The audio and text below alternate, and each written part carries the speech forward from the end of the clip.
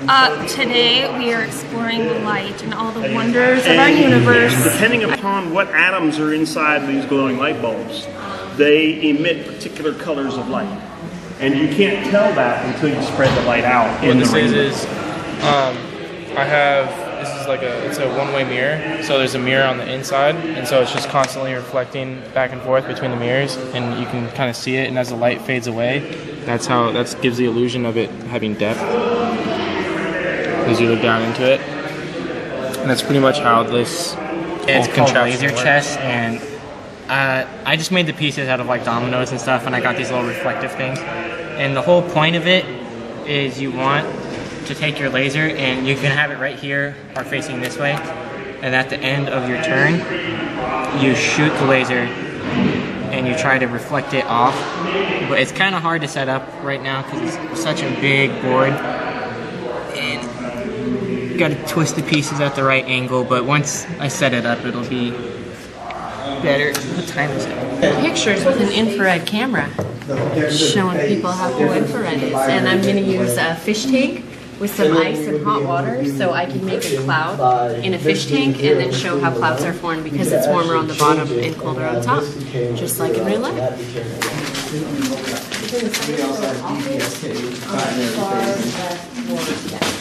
Liquid fiber optics. That's the water bends. Your finger. Light bends with the water. If I can get it right. Yeah, the light bends with the water because of the reflection within the light water.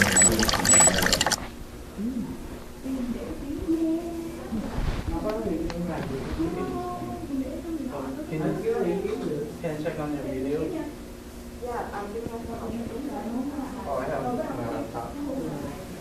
Okay, over here we have an example of light refraction and how basically it's an example of Snell's law. So if you shine a light, this is the height of the laser. If you shine a light at an angle, it's going to come back through at a different angle.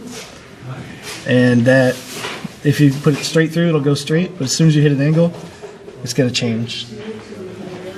I'm going to talk about the photoelectric effect. It's basically the phenomenon that occurs when light strikes anything that contains light. So one of the you have light that unpolarized light usually comes from like fires, flames, things like that. And polarized light will give you a different view. It's all in my book. So if you look through this, you can see completely through. You can see it. You have two different waves of parallel light that's coming in, and they're both reflecting it evenly, so you can see through it. But once you rotate this at a 90-degree angle, you can't see. I can't see you anymore, and you can't. Oh, I see something blue now. Oh, there it is.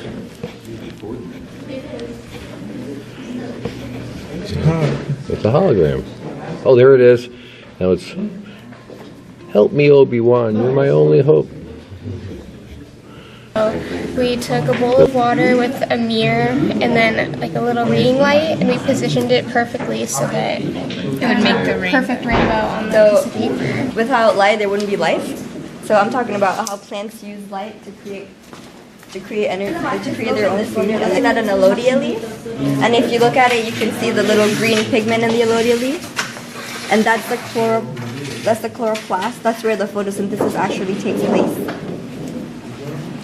And then different plants, and the reason why it's green is because it reflects green light waves. It reflects green light waves, but it absorbs all the other light waves.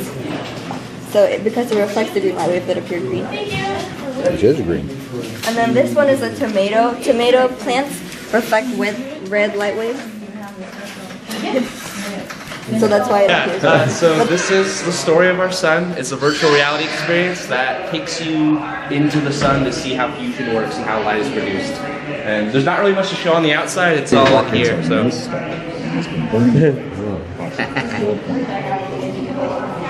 Where does it change? Well, you came to the right spot. You like free? Free's good. Oh, okay. Well, look at. Check this out. So we have a solar oven, right? You save a lot of money, right? Because that's free energy coming from. This is supposed to be the sun. So the sun just puts out a lot of energy. Here's a fun fact. You know, we got the Earth receives more energy from the sun in 1 hour than the planet uses in a year. So that's nuts, right?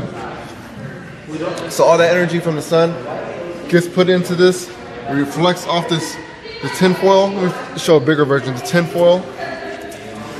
And it comes in here, gets trapped in this oven right here, this homemade oven, solar oven, and the saran wrap helps it to trap the heat in.